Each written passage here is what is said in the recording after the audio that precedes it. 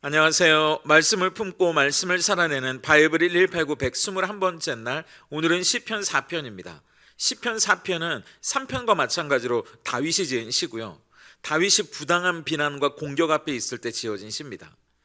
이 시편 4편은 크게 세 부분으로 나누는데요. 우선 1절은 3편과 마찬가지로 하나님의 이름을 먼저 부릅니다. 내가 어려운 일에 빠졌을 때 하나님 은혜를 베풀어 주시고 내 기도를 들어달라는 간구로 시작하는 거죠.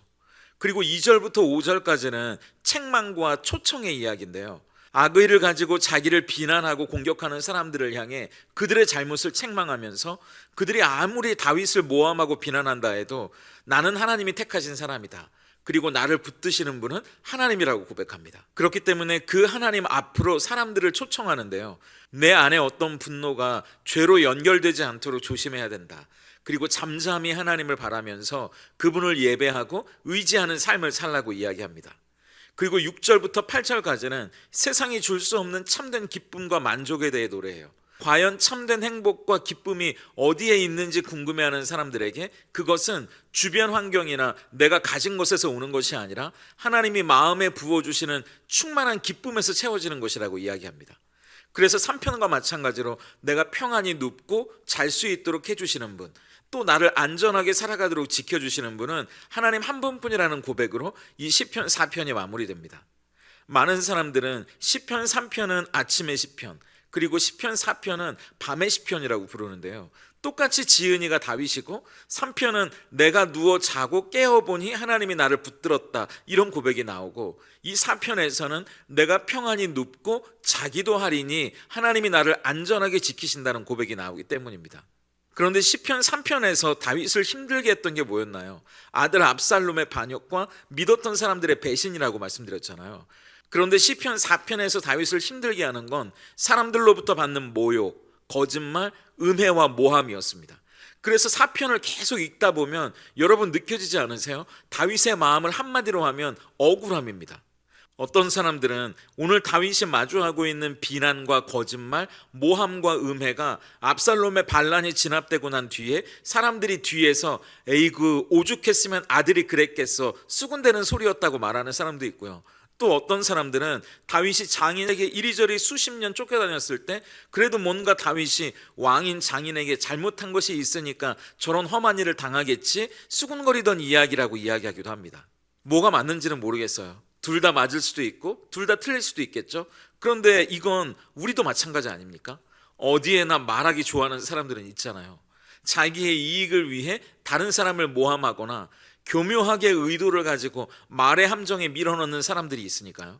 그것도 앞에서 그러면 해명을 하거나 바로잡기라도 할 텐데 뒤에서 그러는 사람들의 이야기가 바람결에 누군가를 통해 들려오면 여러분도 억울하지 않겠습니까? 더구나 그런 사람들이 더 잘 나가고 승승장구해서 높은 자리에 있거나 부자가 되면 더 이해할 수가 없는 거죠. 하나님은 시편 4편을 통해 그렇게 진실이 가려지고 불의와 거짓이 난무하는 이 세상에서 그래도 믿음을 지키고자 애쓰는 성도들에게 참된 행복과 기쁨이 어디에 있는지를 우리에게 보여주십니다. 세상에서는 기대할 수 없는 참된 만족과 기쁨이 과연 어디로부터 주어지는지 우리에게 이야기하시는 거죠. 그래서 시편 4편을 통해 얻게 되는 첫 번째 교훈은 우리가 상대해야 할 것은 어리석은 사람들이 아니라 하나님이라는 사실이에요. 예전에 제가 신학교 다닐 때 수업 시간에 교수님이 이런 이야기를 하셨거든요. 여러분, 세상에는 얼마나 잘난 척하는 바보들이 많은지 아세요? 여러분을 속여먹고 거짓말로 여러분을 모함하고 또 그런 것들에 속아 넘어가는 바보들이 가득한 게 세상입니다. 그런데 여러분이 그런 바보들을 상대하려고 감정을 쏟고 이리저리 해명하러 다니고 신경 쓰다 보면 여러분도 바보가 되고 말 거예요. 그러니까 여러분이 진짜 목사가 되려거든 바보들을 상대하지 말고 하나님을 상대하세요. 저한테는 그 교수님의 이야기가 굉장히 깊이 마음에 새겨졌던 것 같아요. 그런데 오늘 시편 4편을 보면서 그 이야기가 다시 떠올랐던 이유는 오늘 다윗도 비슷한 이야기를 하기 때문입니다.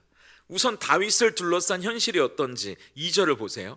인생들아, 어느 때까지 나의 영광을 바꾸어 욕되게 하며 헛된 일을 좋아하고 거짓을 구하려는가. 여기서 인생들은 사람인데 그냥 사람들이 아니라 힘있고 영향력 있는 사람들을 가리킵니다. 그런데 그 사람들은 앞에서는 하나님의 이야기를 하지만 정작 뒤에서는 하나님의 영광을 가리는 사람이에요. 헛된 것을 따르고 다윗을 향해 온갖 음해와 모함, 비난하는 말들을 쏟아내는 사람들이었거든요. 우리가 다윗의 입장이라면 억울하고 분통이 터지지 않겠습니까? 사람들이 온갖 있지도 않은 거짓말로 여러분의 명예를 짓밟고 여러분을 말의 함정에 빠뜨린다고 생각해 보세요. 그런데 다윗은 그 인생들과 직접 맞서 싸우지 않습니다. 그들이 만들어낸 뒷담화에 일일이 변명하고 설명하면서 자기 에너지를 소모하지도 않아요. 이 2절의 현실을 둘러싸고 있는 다윗의 반응을 1절과 3절을 통해 한번 보세요. 먼저 1절입니다. 내 의의 하나님이여 내가 부를 때에 응답하소서. 곤란 중에 나를 너그럽게 하셨사오니 내게 은혜를 베푸사 나의 기도를 들으소서. 바로 휴대폰을 들고 이 상황을 알고 있는 누군가에게 어떻게 이럴 수 있냐고 분통을 터뜨리거나 나 억울하다고 감정을 토로하는 게 아니고요, 하나님께 은혜를 베풀어 달라고, 내 이야기를 하나님은 들어달라고, 나를 혼자 두지 말라고 하나님 앞에 기도의 무릎을 꿇는다는 거죠. 그리고 3절도 보세요. 여호와께서 자기를 위하여 경건한 자를 택하신 줄 너희가 알지어다. 내가 그를 부를 때에 여호와께서 들으시리로다. 여러분, 이게 무슨 말이냐면요, 지금 다윗은요 세상의 평가나 사람들의 인정에 목매달지 않겠다는 말입니다. 너희들이 아무리 나에 대해 이러쿵저러쿵 떠들고 나를 도마 위에 올려놓고 빈정댄다고 해도 괜찮다고 말하는 놀라운 고백이거든요. 다윗은 세상이 나를 어떻게 보든 하나님만 나를 인정해 주시면 그걸로 됐다고 믿음의 배포를 보여주는 겁니다. 하나님은 나를 경건한 자라고 말씀해 주셔. 하나님은 나를 인정해 주셔. 그래서 하나님은 너희가 떠드는 소리로 나를 판단하는 게 아니라 나의 기도를 들으신다고, 그거면 나는 충분하다고 말하는 거예요. 팀 켈러 목사님이 이런 이야기를 하시더라고요. 당신의 정체성이 누군가의 인정에 달려있다면 그 사람은 이미 당신의 주인이 된 것이다. 그러나 당신이 하나님 안에 있으면 당신은 자유롭다라고요. 우리는 억울한 말을 들으면 발끈하고 싸우고 싶어지거든요. 어떻게든 그 사람을 찾아서 반박하고 설명하고 싶어지잖아요. 그런데 그러면 이미 우리는 그 사람들에게 코가 꽹 겁니다. 다윗은 그러지 않아요. 사람들의 말에 일일이 반응하면서 자기 감정을 소진하고 진을 빼는 게 아니라 오히려 기도의 무릎을 꿇고 하나님께 이야기합니다. 하나님을 상대하는 거예요. 물론 사람들의 말에 왜 화가 안 났겠어요? 다윗도 사람인데요. 그런데 사람들이 하는 말을 내 마음에 담고 거기에 일희일비하는 게 아니라 하나님이 들려주시는 음성을 내 귀에 담고 내 안에 힘을 채우는 거예요. 여러분에 대해 말로 다른 사람을 속이는 누군가, 또 그 말에 속아 넘어가는 누군가 때문에 소중한 여러분의 인생을 소진시키지 마세요. 신학교 교수님의 말을 빌리자면 바보들을 상대하다가 여러분도 바보가 되지 마시고요, 하나님을 상대하는 위대한 사람이 되세요. 어차피 우리는 그 사람들을 바꿀 수 없다는 걸 여러분도 아시지 않습니까? 우리가 할 수 있는 건 하나님 안에 있는 나를 지키는 일이에요. 그들은 자기들의 이익을 위해 그런 일을 하는지 모르겠지만 우리는 하나님을 위해 우리의 사사로운 유익까지 내려놓을 줄 아는 하나님이 진짜 경건한 사람이라고 말해주시는 사람들이니까요. 그렇기 때문에 우리가 하나님을 향해 그분을 부를 때 그분은 우리의 목소리를 들어주실 겁니다. 그래서 시편 4편을 통해 깨닫는 두 번째 교훈은 우리는 세상의 만족이 아니라 하나님이 주시는 기쁨으로 산다는 사실이에요. 다윗은 주변에 많은 사람들이 이렇게 탄식하면서 묻고 있다고 이야기하거든요. 6절 전반부만 먼저 보세요. 여러 사람의 말이 우리에게 선을 보일 자 누구뇨 하오니. 여기서 선은 히브리 말로 토브, 좋은 것이거든요. 도대체 무엇이 진짜 좋은 걸까? 누가 우리에게 참된 만족을 줄 수 있을까? 사람들은 그걸 찾아 헤맨다는 겁니다. 눈에 보이는 성공, 가지면 가질수록 좋은 돈, 좋은 옷을 입고 좋은 차를 타고 좋은 걸 먹는 쾌락, 사람들의 인정과 칭찬, 그런 게 있으면 행복할까? 그럼 내가 기쁠까? 사람들은 알고 싶어 한다는 거예요. 그런데 다윗은 그런 것들이 결코 우리 영혼의 깊은 갈증과 고민을 채워줄 수 없다고 말합니다. 그러면서 이어지는 7절에서 이렇게 고백하는데요. 주께서 내 마음에 두신 기쁨은 그들의 곡식과 새 포도주가 풍성할 때보다 더하니이다. 생각해 보세요. 그 당시는 농경사회잖아요. 농경사회에서 최고의 행복과 기쁨은 한 해의 농사가 풍년이 되는 겁니다. 그래서 저 황금빛 들판에 넘치도록 수확을 거두면 포도주를 하나 둘씩 꺼내서 축제를 벌이는 거예요. 그것만큼 기쁜 일이 없는 겁니다. 그런데 다윗은 세상에서 얻을 수 있는 그런 최고의 기쁨보다 하나님이 내 마음에 두신 기쁨이 훨씬 크다고 이야기해요. 여러분, 그래서 보세요. 4편에서 다윗을 말로 공격하고 모함하고 있지도 않은 거짓말로 함정에 몰아넣은 그 사람들은 창고에 쌀가마니가 그득하고 포도주가 풍성한 것처럼 돈도 많고 성공하고 뭐라도 된 것처럼 우쭐대고 으스대고 있는데, 다윗은 너희들이 가지고 으스대는 그런 기쁨과는 비교도 안 되는 기쁨이 나에게 있다고, 그건 바로 하나님이 내 마음에 두신 기쁨이라고 말하고 있는 거예요. 왜냐하면 그 기쁨은 외부의 상황과 환경에 따라 좌우되는 그런 기쁨이 아니거든요. 바울과 실라가 감옥에 갇혔을 때 오히려 찬양을 부르지 않습니까? 하박국 선지자의 유명한 고백을 기억해 보세요. 무화과 나무에 열매가 없어도, 우리의 양떼가 없어도 나는 여호와로 말미암아 즐거워하고 구원의 하나님으로 말미암아 기뻐하겠다고 노래하지 않습니까? 세상의 기쁨은 상황에 따라, 조건에 따라 쉽게 변하지만 하나님이 우리 마음에 두시는 기쁨은 변하지 않는 충만한 기쁨이거든요. 그 기쁨은 우리 밖에 있는 어떤 이유에서 오는 게 아니고요, 우리 안에서 솟아나는 영적인 샘물이기 때문입니다. 그래서 예수님이 수가성 여인에게 그러셨잖아요. 내가 주는 물은 그 속에서 영생하도록 솟아나는 샘물이 될 거라고요. 이 세상의 어리석은 사람들은 이해할 수 없는 그런 차원이 다른 삶을 살아갈 수 있도록 해주는 샘솟는 기쁨이 우리의 마음에 있다는 겁니다. 기뻐할 일이 없는 세상 속에 그런 기쁨이 우리에게 있다면 얼마나 좋을까요? 그게 어떻게 가능할까? 6절을 다시 보세요. 여러 사람의 말이 우리에게 선을 보일 자 누구냐 하오니 여호와여 주의 얼굴을 들어 우리에게 비추소서. 여기서 얼굴을 비춘다는 말은 하나님의 임재를 가리키는 말입니다. 그러니까 하나님이 우리와 함께 해주시면 그 기쁨이 우리의 것이 된다는 말이에요. 우리는 우리의 가난이 사라지면, 내 질병이 사라지면, 내 걱정이 사라지면 기쁨이 찾아온다고 생각해요. 그런데 기쁨은 그렇게 찾아오는 게 아니고요, 하나님이 우리와 함께 하실 때 그 얼굴빛을 우리에게 비춰주실 때만 우리 안에 충만해지는 겁니다. 제가 좋아하는 문장이 있는데요, 자넷 어스킨 스튜어트라는 수녀님이 하신 말입니다.